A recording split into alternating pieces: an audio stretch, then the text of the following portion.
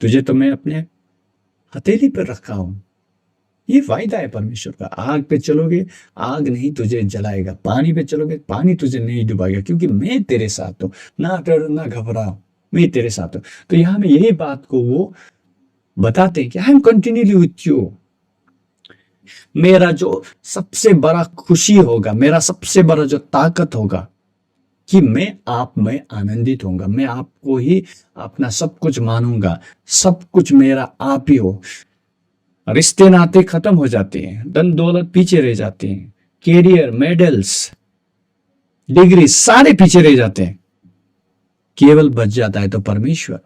और वो क्या सोचते हैं हमारे बारे में, उनका हमारे प्रति उनका जो मूल्यांकन क्या है, दैट मैटर्स। तो अब उसको समझ में आ रहा है कि मेरा असल भलाई जो कहां पर है, मेरा असल भलाई जो है परमेश्वर के नजदीक होने में, ना कि धन दौलत में, ना कि उपलब्धि में, ना कि success, name, fame, health, wealth, prosperity. इनमें मेरी भलाई नहीं, मेरी भलाई है तेरे नजदीक, तेरे करीब रहने में है। क्या कभी आपने अपने जीवन को औरों के साथ में तुलना करके देखा? चाहे फाइनेंस के मामले में हो, चाहे हेल्थ, पारिवारिक उपलब्धि, किसी भी क्षेत्र में क्या कभी आपने अपने आप को कंपेयर करके देखा औरों के साथ में?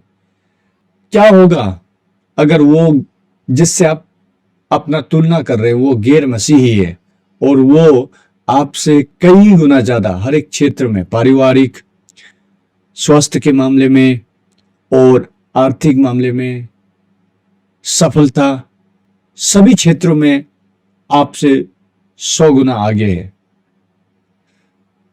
तो ये चीज जो है आपको दुखित करता है। आपके जीवन में आज शायद आप कंपेयर नहीं कर रहे हैं, या कर भी रहे हैं, या किया हो आपने, लेकिन ये इनइवाइटेबल है। यानी कि ये सिचुएशन जो है हम सभी के जीवन में आनी है, जब हम अपने आप को और गैर मसीह के साथ में कंपेयर करके देखते हैं। स्पेशली मेटीरियली जब हम बात करते हैं, या फाइनेंस की बात करते हैं, या हेल्थ की भी बात करते हैं, जब हम देखते हैं, हम प्रार्थना करते हैं, हम प्रभु को विश्वास करके चलते हैं, और हम ही पीछे रह जाते हैं, हम ही बीमार होते हैं। और जो गैर मसीह, ना उन्हें परमेश्वर का डर है, ना वो परमेश्वर को मानते हैं, वो तो परमेश्वर का विरोध करते हैं, फिर भी वो आगे हैं। तो ये चीज कहीं ना कहीं आपको और मुझे दुखित करता है, और ये कोई नया अनुभव नहीं है।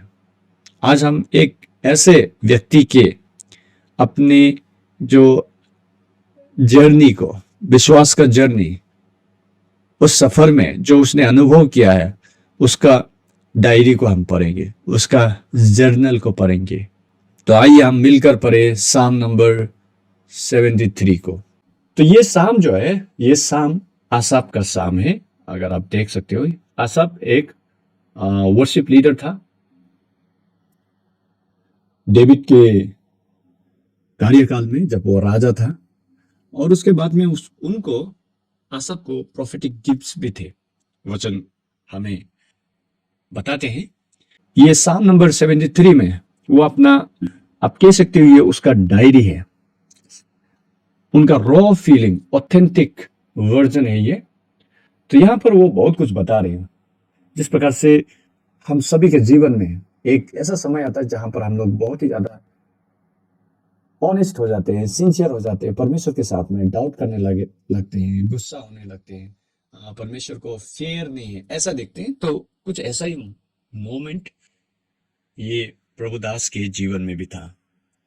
तो ये जो पूरा साम है, इसको मैंने 5 पॉइंट्स में बांटा है। तो सबसे पहला पॉइंट जो है, वर्स 1 को आप देखिए, यहाँ पर प्रोक्लेमेशन से शुरू होता है।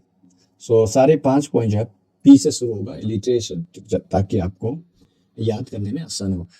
तो psalm number 73 verse 1, truly God is good to Israel, to those who are pure in heart. तो यहां में सबसे पहला तो यहां में परमेश्वर भले हैं, इस बात को डिक्लेयर किया गया है, असर्टिव, यानी कि असर्ट किया गया है, डिक्लेयर किया गया है, ये स्टेटमेंट है कि परमेश्वर भले हैं। किन के लिए भले हैं? इज़राइल के लिए भले हैं एज ए नेशन, और दूसरा जो मन के शुद्ध हैं।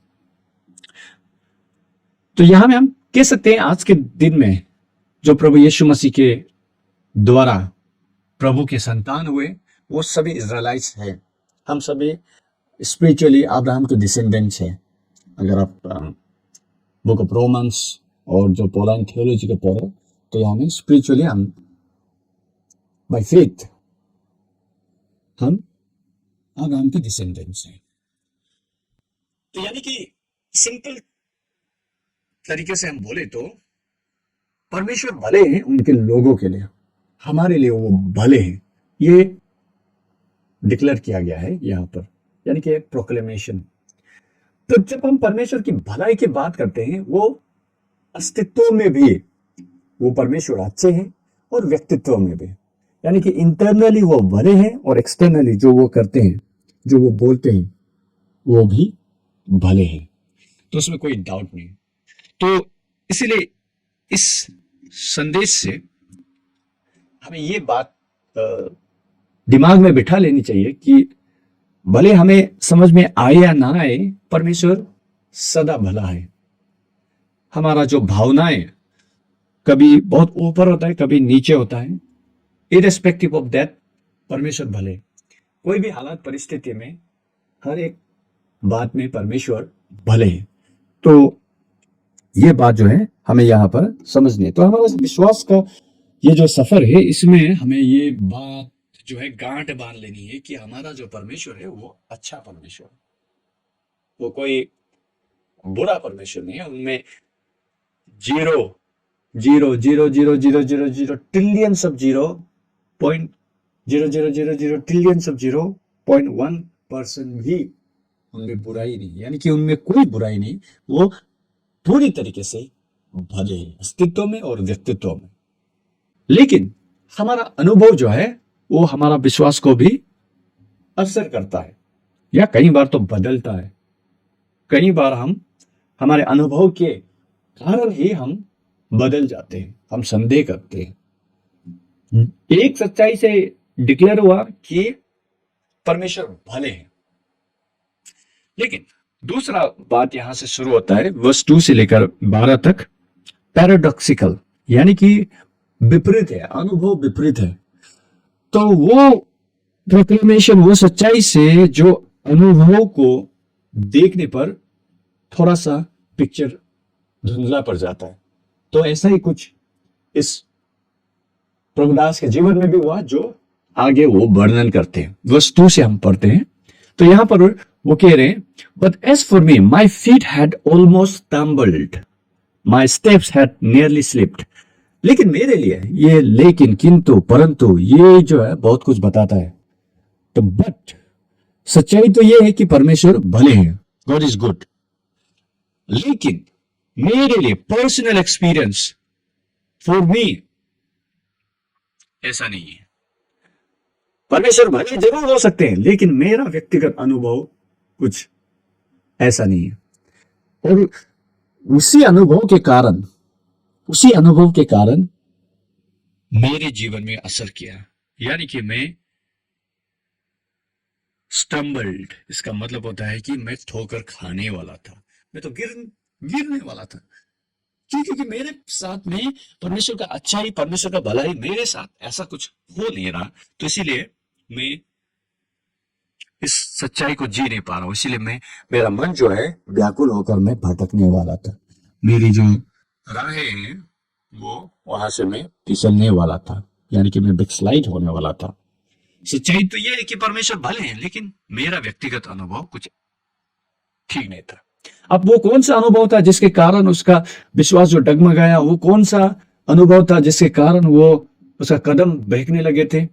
वो परमेश्वर के जो सच्चाई है कि परमेश्वर भले हैं, अस्तित्व में और व्यक्तित्व में जो परमेश्वर भले हैं, उससे वो कैसे डगमगाया?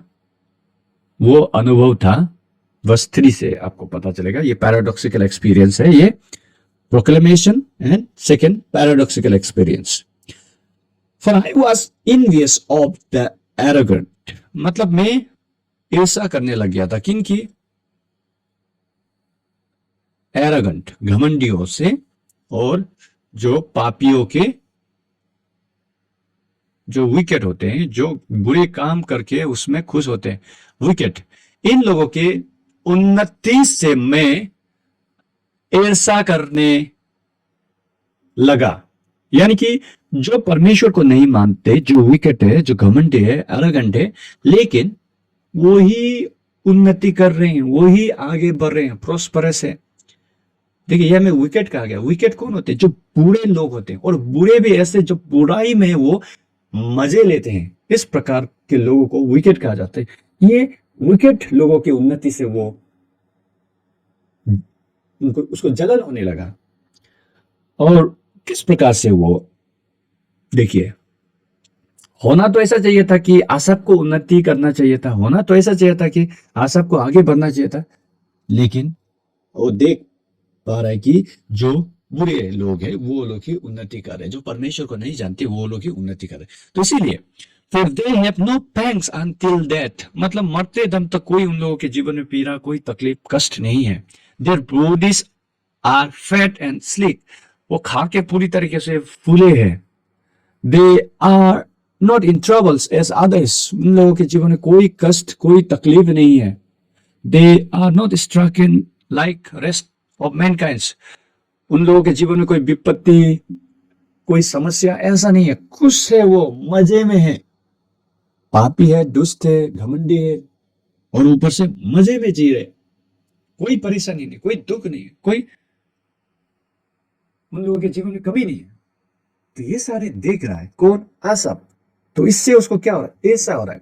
फिर वो देख रहा है, Therefore, pride is in their necklace, तो इतना सारा उन लोगों के जीवन में उपलब्धि है, कोई परेशानी, कोई दुख नहीं, और किसी चीज की कमी नहीं। तो उससे क्या हो गया कि उन लोगों के जीवन में घमंड जो है उन लोगों का एक गहना बन गया, नेकलेस बन गया, कह रहे, यानी कि वो पूरी तरीके से घमंड में है लोग।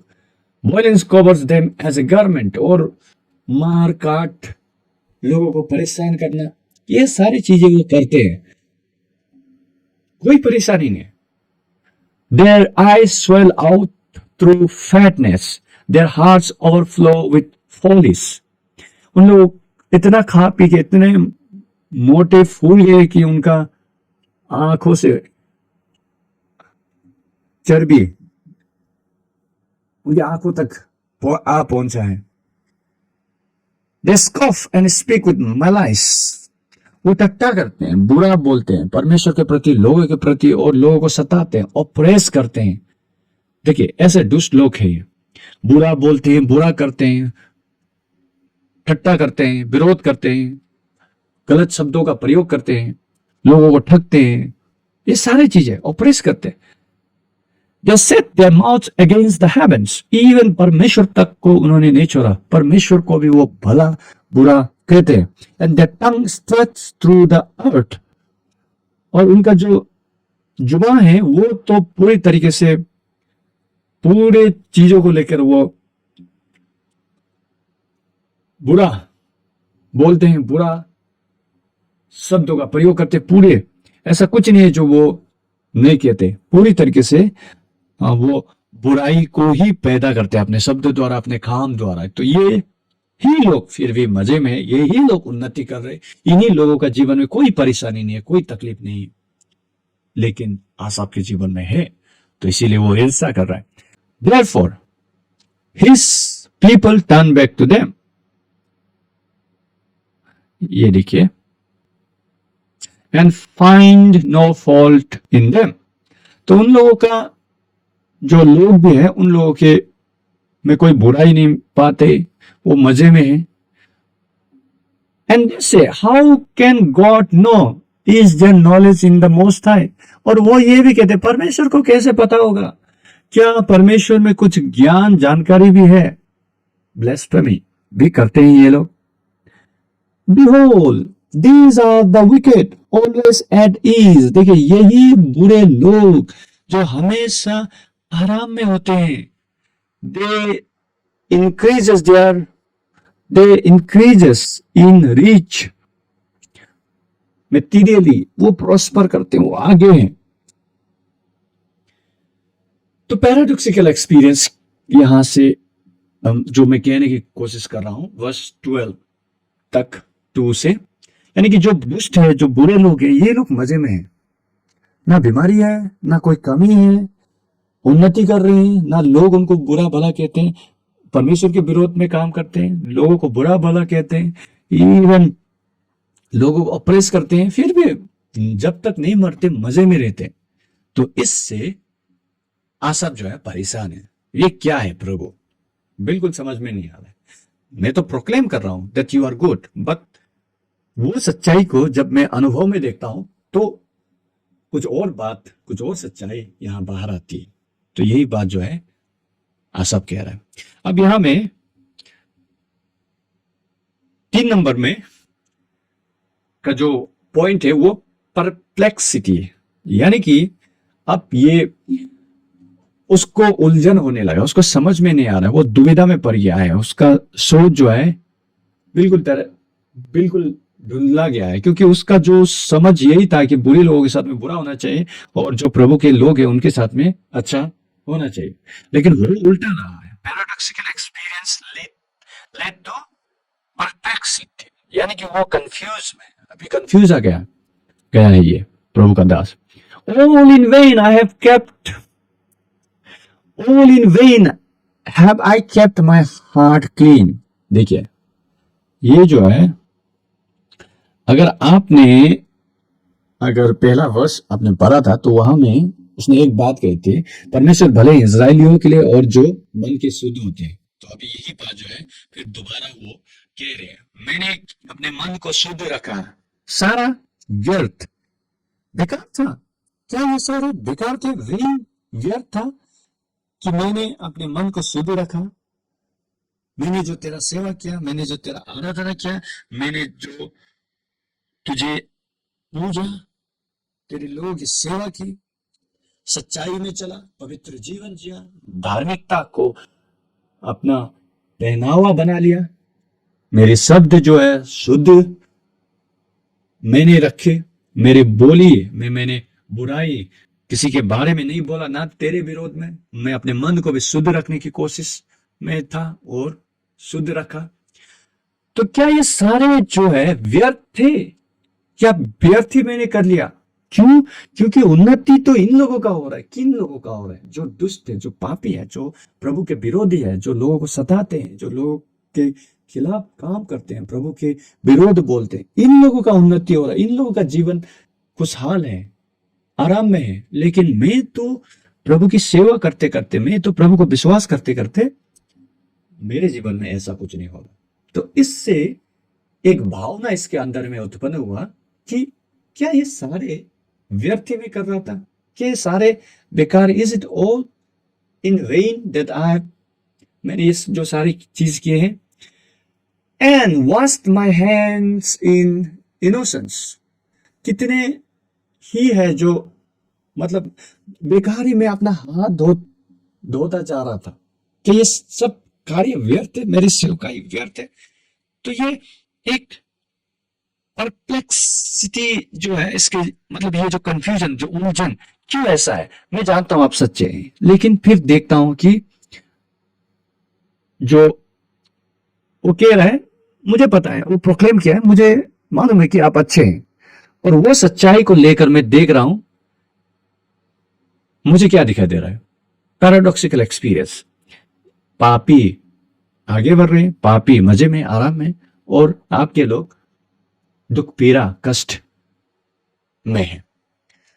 तो ये चीज जो है, ये अनुभव जो है, उसका विश्वास को डगमगाने लगा। तो इसीलिए उसे लगने लगा कि सारा विश्वास, सारा सेवकाई, सारा काम व्यर्थ है क्या? ये सवाल वो कर रहा है। अब फिर दूसरा वर्स 14 को आप देखिए, for all the long I have been stricken, देखिए पूरे दिन भर मैं दुख पीड़ा में रहता हूं। देखिए अपना पीड़ा भी वो व्यक्त कर रहे हैं।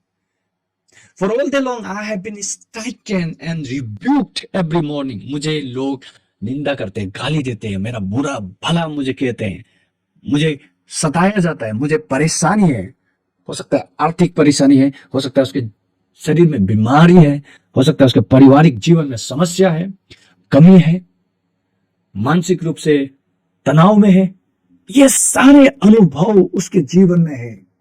लेकिन वो कौन है? वो एक वर्शिपर है, प्रभु को जानने वाला, प्रभु को मानने वाला, भरोसा करने वाला। तो ये जो दो अनुभव है, बिल्कुल भी समझ में नहीं आ रहा।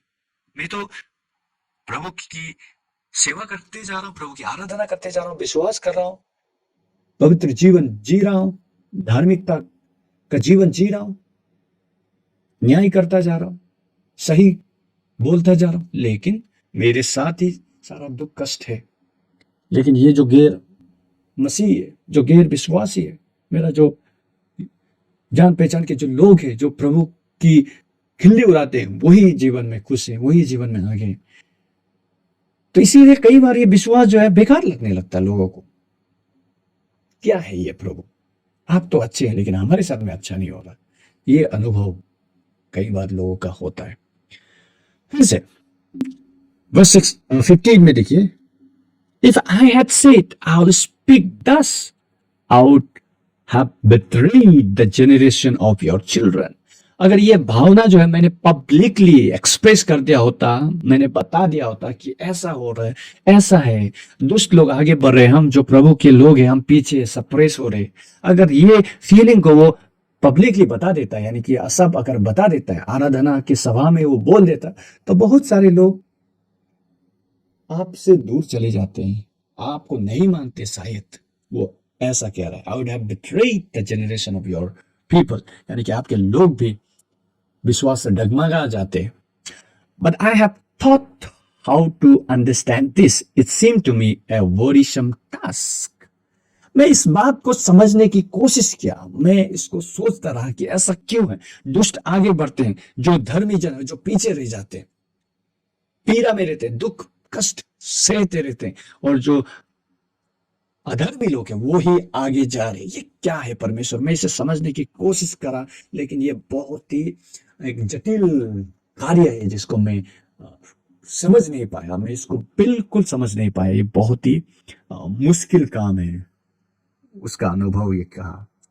तो अगला तो यह एक जो बात हमें समझनी जरूरी है कि हमें कभी ये गलत नहीं सोचना कि हम जब दुख कष्ट में है तो हम परमेश्वर से सवाल कर रहे हैं, तो हम कोई पाप कर रहे हैं, कोई गलत कर रहे हैं, ऐसा नहीं है। You can ask God. आपका डाउट, संदेह, डिसबिलीफ को भी आप प्रभु के आगे लेके आ सकते हैं। आपका एंगर, आपका फ्रस्ट्रेशन को भी आप प्रभु के आगे लेके आ सकते हैं। It's all fine. परमेश्वर इतना बड़ा है कि आपका ये जो छोटा मोटा निराशा को परमेश्वर हैंडल कर सकता है। तो कभी अफसोस मत कीजिए कि आप अपना फ्रस्ट्रेशन को प्रभु के आगे नहीं लेके आ सकते, ला सकते। परमेश्वर वो हैंडल कर सकता है, लेकिन हमें अपने अनुभव से सावधान होना है। वो कई बार धोखे देते हैं, हमारा अनुभव। वो बात हम दूसरे पॉइंट में जब हम जाते हैं तो जाके हमको समझ में आता है। तो 4 नंबर का जो पॉइंट है वो है प्रेजेंस। अनटिल वर्स 17 कह रहा है, अनटिल, जब ये जो सवाल जो है मुझे तब तक परेशान करता रहा, यानी कि दुष्ट उन्नति कर रहे हैं और जो धर्मी जन है उसके लोग जो है कष्ट, पीड़ा, गरीबी, कंगाली, उधारी का जीवन जी रहे। तो ये जो है मुझे तब तक परेशान करता रहा जब तक कि मैं परमेश्वर की उपस्थिति में, सैंक्चुरी में नहीं गया, परमेश्वर की उपस्थिति, परमेश्वर के भवन में नहीं गया, और तब जाना मैं कि उनका एंड क्या है, उनका अंत क्या है। अब यहां में परमेश्वर का उपस्थिति, जी हाँ, वेरी क्लियरली यहां पर हमें दिखा दे रहा है कि जब हम परमेश्वर को भरोसा करते हैं और आराधना में चले जाते हैं, सेंचुरी में जाना मीनिंग परमेश्वर का प्रेजेंस में जाना, मीनिंग आराधना, प्रभु के आगे हमारा हर एक निराशा का जो जवाब है वो आराधना होना चाहिए। हमारा हर एक मुश्किल, हर एक परेशानी, हर एक दुख, हर एक कष्ट, हर एक डाउट का जवाब जो है आराधना होना चाहिए। आराधना से मतलब है परमेश्वर की उपस्थिति में आइए, दिल खोल दीजिए, परमेश्वर के आगे रोइए, गिड़गिड़ाइए, प्रार्थना कीजिए, परमेश्वर को सारा बात बताइए, उसकी आराधना कीजिए, उससे सबसे आगे रखिए, पूजिए, पूजा कीजिए। हर एक निराशा, हर एक दुख, हर एक कष्ट, हर एक समस्या, हर एक विपत्ति में हम परमेश्वर के पास आए और उनकी आराधना करें। तो ये उनका जो प्रभु के प्रेजेंस में जाना जो है उनका समझ को खोलता है। यहां में देखिए वर्स 17 को आप देखिए, until I went into the sanctuary of God, then I discerned their end. मुझे पता चल गया उनका अंत क्या है और उनका आखिर में क्या होने जा रहा है। आज भले मजे ले रहे हैं, लेकिन उनका आखिर में एट द एंड जब सब खत्म हो जानी है तब उनका क्या होगा, उस बात को मुझे पता चल गया। तो यहाँ में हमें परमेश्वर का प्रेजेंस जो है, जब वो प्रार्थना और वचन और इन सभी से वो अपना उलझन, उनका जो कंफ्यूजन को वो डील किया, तब उसको समझ में आया, उसका समझ खुल गया। परमेश्वर उनका समझ को खोल दिया, किसका, आसफ का।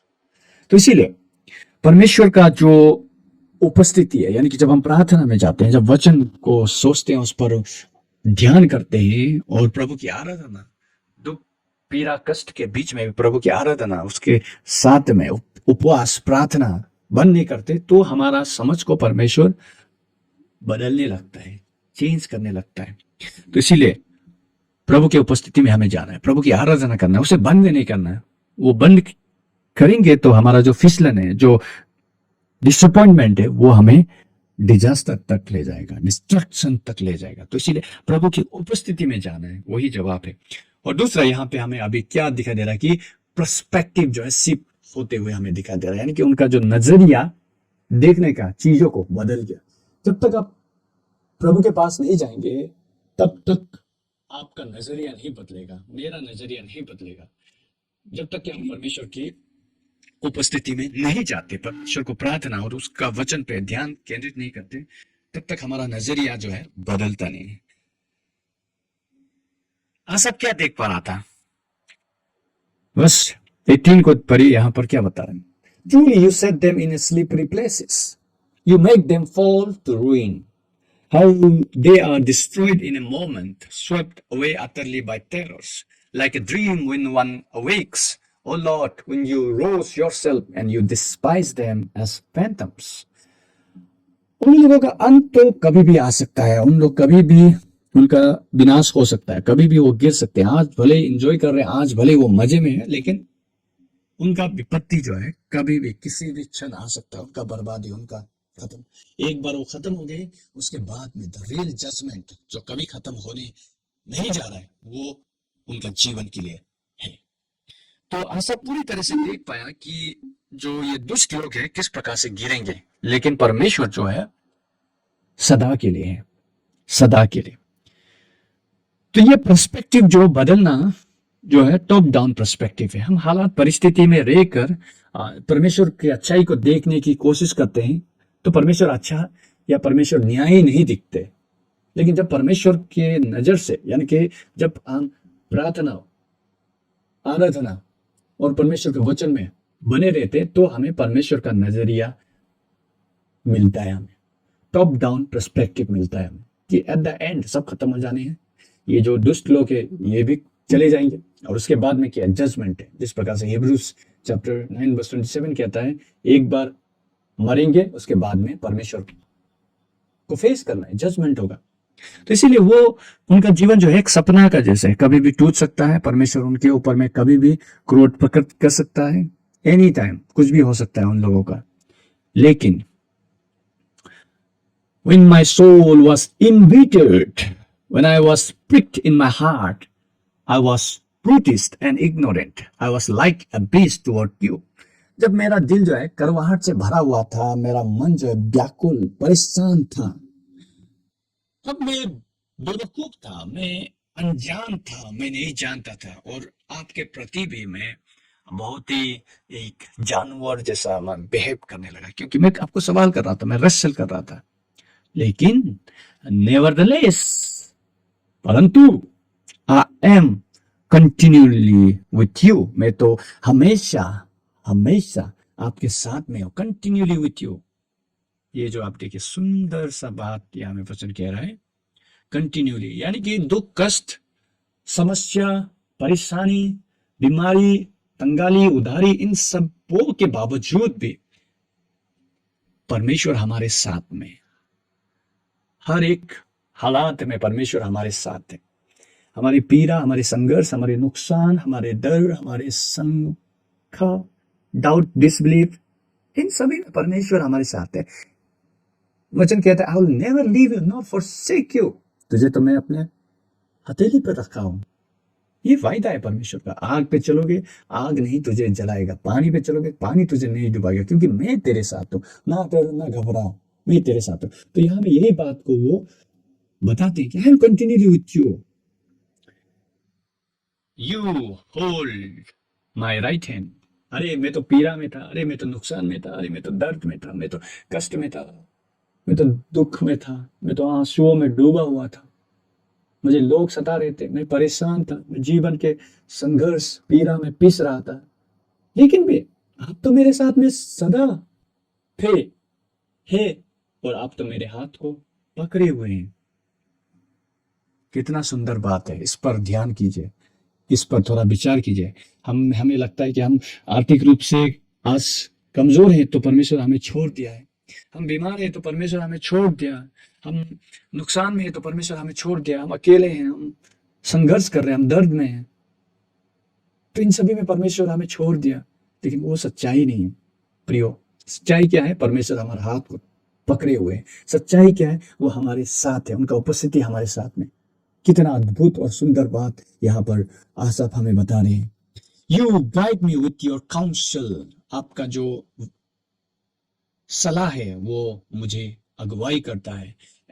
And afterward you will receive me in glory, मैं जीवन जी रहा हूं तो आपकी अगुवाई से जी रहा हूं, और एक दिन जब मैं मर जाऊंगा तो आप मुझे महिमा में ले लोगे। कितना सुंदर बात।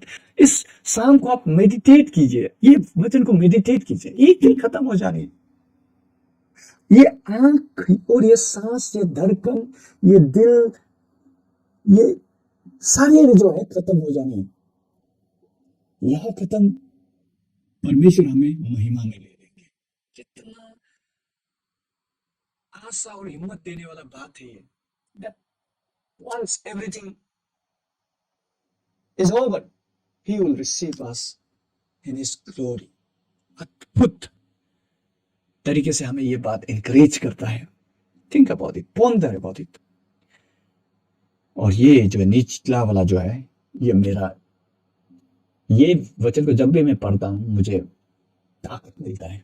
अब देखिए, whom I have in heaven but you, स्वर्ग में कौन है मेरे लिए? आप है।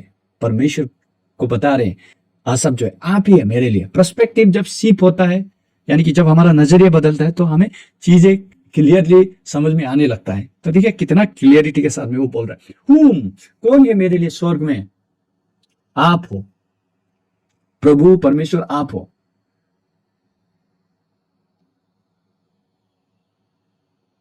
And there is nothing on earth that I desire beside you, इस पृथ्वी में आपसे बढ़कर और कुछ मेरा चाहत नहीं है।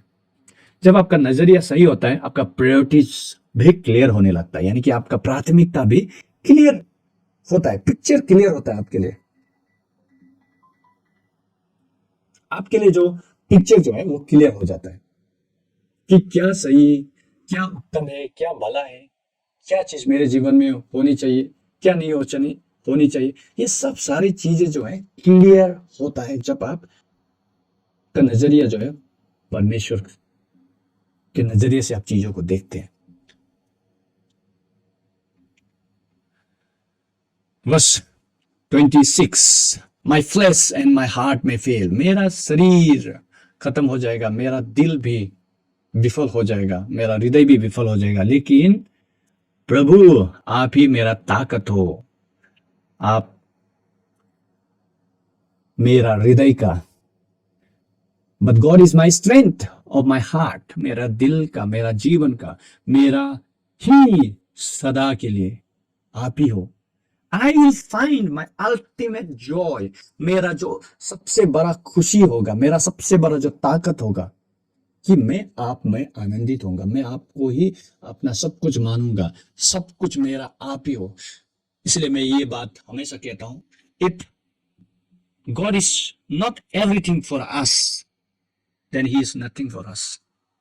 अगर परमेश्वर हमारे लिए सब कुछ नहीं होता तो इसका मतलब वो हमारे लिए कुछ भी नहीं है।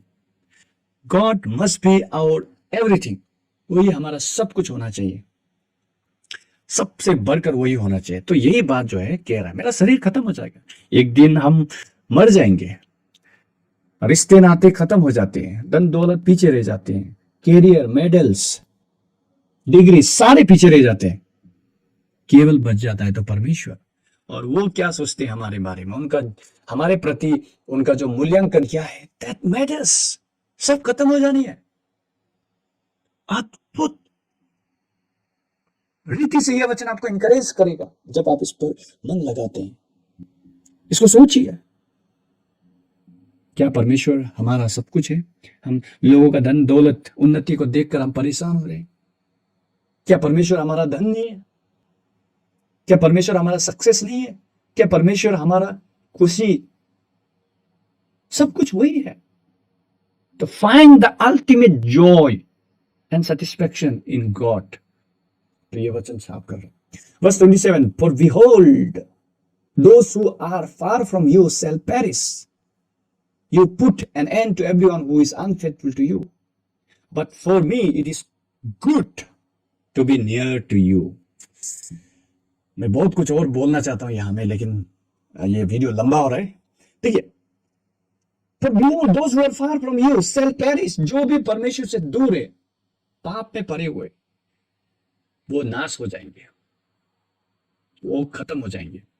You put an end to everyone who is unfaithful to you, उनका अंत होगा जो आपसे दूर है। लेकिन मेरे लिए ये अच्छा है। देखिए, वो शुरू क्या से किया था कि परमेश्वर अच्छे हैं, गॉड इज गुड, परमेश्वर भला है, उससे शुरू किया। तो अब उसको समझ में आ रहा है कि मेरा असल भलाई जो कहां पर है, मेरा असल भलाई जो है परमेश्वर के नजदीक होने में, ना कि धन दौलत में, ना कि उपलब्धि में, ना कि success, name, fame, health, wealth, prosperity, इनमें मेरी भलाई नहीं। मेरी भलाई है तेरे नजदीक, तेरे करीब रहने में है। हाउ वंडरफुल, कितना सुंदर अद्भुत वचन है कि हम परमेश्वर के करीब रहे तो वही हमारे लिए अच्छा है, वही हमारा भलाई है। इसीलिए मैंने परमेश्वर को अपना घर बना लिया है। और फिर वचन कहता है that I may tell you all your works, मैं आपका गुणगान गाऊंगा, मैं आपका भजन स्तुति करूंगा, क्योंकि आप कितने अच्छे। मैं आपके करीब रहता हूं तो मुझे समझ में आता है कि क्या उत्तम है, क्या प्राथमिकताएं होनी चाहिए मेरे जीवन में, क्या ये जीवन का क्या वैल्यू है, समझ में आता है जब मैं तेरे करीब होता हूं। तो सुंदर वचन, अद्भुत वचन परमेश्वर। तो इसीलिए जब भी आप सोचते हैं कि क्या है मेरा अल्टीमेट गुड, तो वो है परमेश्वर के करीब रहना, परमेश्वर के नजदीक होना। आप अपने समय में इस वचन को ध्यान करें, पढ़ें और इस पर विचार करें, तो परमेश्वर डेफिनेटली ब्लेस यू। धन्यवाद इस वीडियो को और इस बाइबल स्टडी में अंत तक बने रहने के लिए। प्रभु आपको आशीष दे।